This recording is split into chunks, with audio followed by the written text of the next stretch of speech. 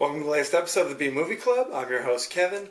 This week we'll be discussing the 1984 action horror comedy classic, The Toxic Avenger, starring, give me a minute, really nobody anybody has ever heard of. For those of you joining us for the first time, each week in the B Movie Club we discuss guilty pleasures, forgotten classics, and frankly any other movie I feel like doing. Okay? You can reach us on our page on Facebook, Original B Movie Club. Give us the thumbs up and you'll get all of our latest updates. You can also subscribe to our page on YouTube. It's absolutely free. Just click the subscribe button. And you can tweet me directly on Twitter at KD9575. So go ahead, follow me, like me, subscribe to me, and spread the word. Okay? The Toxic Avenger.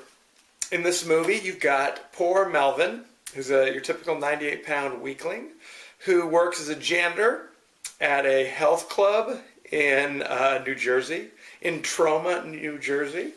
He sweeps up, he mops. For some reason, all the people who work out at this place just don't like him. Don't like him at all. They're all bullies, I guess. I don't know what the story is. I mean, he doesn't seem to do anything other than being stereotypically nerdy and geeky. But other than that, seems like a relatively harmless individual. A couple of the people, two guys and a girl who work there, including Julie, Wanda, Bozo, and Slug. Yeah, good names.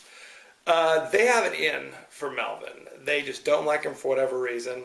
Add to the fact that they're basically serial killers. They take grotesque pleasure in driving around in a stolen car, running people down. Okay? This is how they get their jollies. It's Saturday night, we're going to go run people down and take pictures of it. So, and we see this, by the way, so get ready. After doing all this stuff, one of the girls decides to kind of seduce Melvin. Oh, I'll be in the other room in the dark, honey, come on in. So Melvin goes in there, starts kissing something. They flip on the lights, he's making out with a sheep. I don't know. They put a bikini on it, but I think you might notice in the dark that something's a little different. I don't know. Maybe she doesn't shave her legs. I can't explain it. They flip on the lights, there's the sheep, and it's literally everybody who goes to the health club laughing at him. Just laugh, ha ha ha, it's so funny. We took advantage of the poor, helpless Melvin. He freaks out, runs off screaming, eventually throwing himself out of the second-story window to get away from everybody laughing at him. Sadly, a truck filled with barrels of toxic waste is parked right outside. Just coincidentally. It happens, right? And when he jumps out the window, he lands headfirst into one of these drums of toxic waste. It seems to burn him, and he's kind of going through a change or something. Everyone runs out. They're still kind of laughing at him. Cops show up, try to help him, but he's burning, and eventually he bursts into flames and runs off down the street. Everybody's like, oh my goodness, what's going on? After this, a change occurs, and he becomes this giant, muscle-bound figure. It's vaguely reminiscent of the Incredible Hulk, I guess. In addition to being big and muscles, his face is now horribly distorted with one eye down here and one eye up here, although we don't see that initially. And he goes on a rampage, taking on criminals wherever he finds them. There are three crooks, including Cigarface, Knuckles, and Nipples, who's a transvestite, beating up a cop that they tried to bribe. He comes in there and in ridiculous fashion takes care of those guys, including bashing people's heads in. He punches some guy in the groin repeatedly. Yeah. So he has that going for him. He also foils a robbery where three armed robbers try to rob a taco stand with a shotgun. He takes care of those guys. One of them, he rips his arm off and beats him with it. So there you go. See, this is just good, clean fun. Another guy, he takes him and puts him under a milkshake maker, and the milkshake thing goes in his mouth, and good times. Another guy, he puts his hands in the French fry fryer. He puts the third guy into the pizza oven. Yeah. While he's there, he rescues everybody, obviously. But he meets a blind girl whose dog was shot in the robbery. Her name is Sarah. She's very sweet. And they develop a friendship that grows. You know, she sees, because she's blind, she's not horrified by his grotesque appearance, and she can see the real him, you know, the good person inside. About this time, we also begin to realize that all the crime in the city falls under the direct control of the mayor of Tromaville, whatever it is, Tromatown, Tromaburg. He's basically the crime boss. He's essentially not just the mayor, he's also like boss hog. Okay? He is in charge. He controls all these guys. And as one by one, the bad guys are dispatched in increasingly bizarre and violent ways, he becomes concerned. So he goes and is like calling the army, calling the National Guard, calling whoever he can to take care of this rampaging monster. I don't want to spoil everything for you. I don't want to give it all away. But as you might imagine, as he's defeating all these bad guys, the city kind of rallies around him. All the people are like, he's our hero, even though he's horribly malformed. Okay, he looks kind of like Sloth from the Goonies. So that's... There's a thrilling conclusion. I don't want to spoil it because you haven't seen it. So that's Toxic Avenger. This movie was considered the cornerstone of this production company called Troma Pictures, who has done such movies as, obviously, The Toxic Avenger. They also did Class of Nukem High, Surf Nazis Must Die, Sergeant Kabuki Man, NYPD, the list goes on and on, Tromeo and Juliet. They made this movie. Originally, the guy who owns Troma, who actually directed this movie, a man named Lloyd Kaufman, he'd worked on other movies, including Rocky in some capacity. And at a film festival in the 70s, they said, you know what, horror films are dead. And he said, you know what, baloney, I'm going to make my own horror movie. And he started working on a script, and all he knew about it was that he wanted it to take place in a health club. At one point, the movie was called just The Health Club or Health Club Horror. The name Toxic Avenger didn't come out until much later. In fact, no time does anybody refer to him as the Toxic Avenger, except for like the narration, which was done much later. What's interesting is you obviously have three different actors playing this role. You've got the guy who played Melvin, you got the guy who plays the transformed Toxic Avenger, and you also have a different actor, for some bizarre reason, playing the voice of the Toxic Avenger. Like, it's a lot of voiceover. Even when he speaks, it's voiceover. I can't explain it. This movie came out, it went nowhere. It was in theaters. This is before things were straight to video. So it's the quintessential B movie. It went to theaters, didn't do very well. Eventually it kind of settled in as kind of the midnight show in New York's famous Bleecker Street Theater. Eventually it got kind of a cult following. Like I said, it's hard for me to classify this movie because it has aspects that are obviously meant to be funny. A lot of the violence, though ridiculously over the top, is so low budget that you can't help but laugh a lot of the times. Again, there's that scene where he's taken on the guys in the taco stand, which for some reason also serves pizza. It's one of those.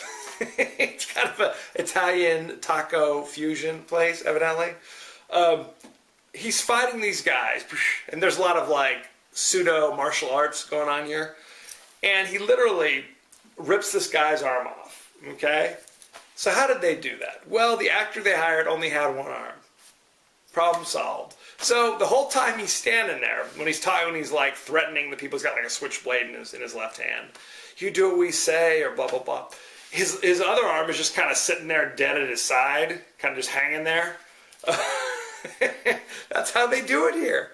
There's a lot of massive head trauma in this movie, and they did that literally by buying like melons. I don't know if they were cantaloupes or cassavas or what they were, honeydews. They would take a melon and put like food coloring in it, literally, and put a wig on it, like tape a wig on a melon. Okay? So then when a head gets hurt in some way, you'd see like kind of melon and seeds coming out, but it has food coloring in it, so it's quite unsettling, if you will. So that's how you do it, okay? If you want to make a movie, buy a lot of melons, okay? That's all I can tell you. That's all I've learned from watching this movie. Literally, I was looking through the cast, and I'm like, I don't know who any of these guys are. There's one actor who had been in, who's vaguely familiar. His name is Kirkpatrick, something like that, who was actually in like Minority Report. He was in Last Man Standing. He was in a bunch of these movies. He plays one of the robbers in the taco stand who actually has like face paint over half his face for some bizarre reason. I don't know if he was one of the baseball furies from the Warriors. I can't explain it. He's got a shotgun and he's aiming it. And at one point they had him aim the shotgun at a woman holding a baby. And when they said, you know what, we want you to aim the gun at the baby, he quit. He was like, I'm out of here. This is ridiculous. I'm not aiming a gun at a baby. So if you watch it, which is probably a good move, right? If you watch the scene, it's like he's in the entire scene until you see the shotgun start moving in that direction. So you only see the gun. You don't see the actor. So that's good. Toxic Avenger. They had 3 sequels, okay? Toxic Avenger 2, Toxic Avenger 3, Temptation of Toxie, and of course Citizen Toxie, Toxic Avenger 4, which came out more recently. The last 3 were all straight to video by this point. Trauma Pictures was not doing so well, so they were unable to keep putting movies in theaters. They had to go straight to video. So there you have it. Different actors playing Toxic Avenger, different actors playing his love interest. The blind girl, Sarah, who's touching his face. Oh, you're so beautiful. She's not very good at being blind, evidently. And frankly, her performance as a blind person was vaguely offensive. There's a lot of like eye movements. Where are you, honey? One of those kind of things. Very, very offensive. So it has that going for it as well. They actually also had a cartoon show around the 90s called The Toxic Crusaders, which had Toxic Avenger and some other crazy mutated characters fighting against like people who would do bad things to the environment, that sort of thing. In one of the most bizarre turn of events ever, they're actually remaking The Toxic Avenger, and Arnold Schwarzenegger is rumored to be playing the role of Toxie. So there you go. What else can I say? So that's Toxic Avenger. It is still streaming instantly on Netflix. If you haven't seen it, I do recommend it. The acting is ridiculously awful. The special effects, like I said, are cheesy beyond all belief. But it has that certain unintentional comedy. It's just brilliant. It's brilliant. It currently holds a 63% fresh, who would have thunk, on Rotten Tomatoes. So there you go. So it's got to be good, right? Although I have to tell you, Toxic Avenger 2 has a rare 0% on Rotten Tomatoes. It is truly rotten.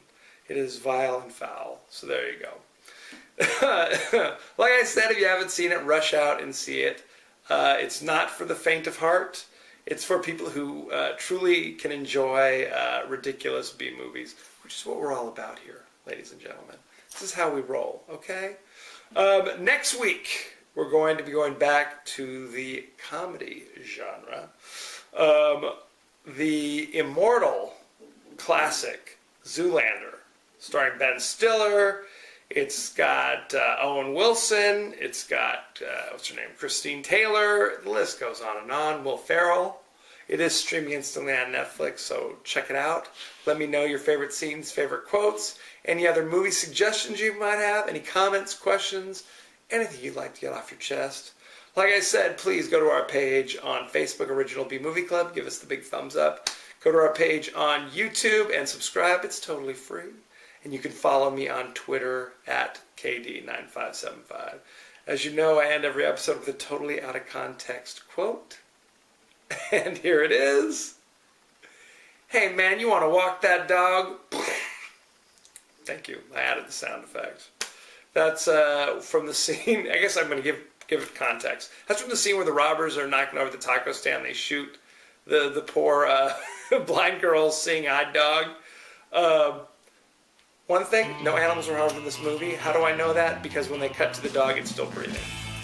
So there you go. And it's and its horrible wound was made by spaghetti painted gray with gray paint. So there you go.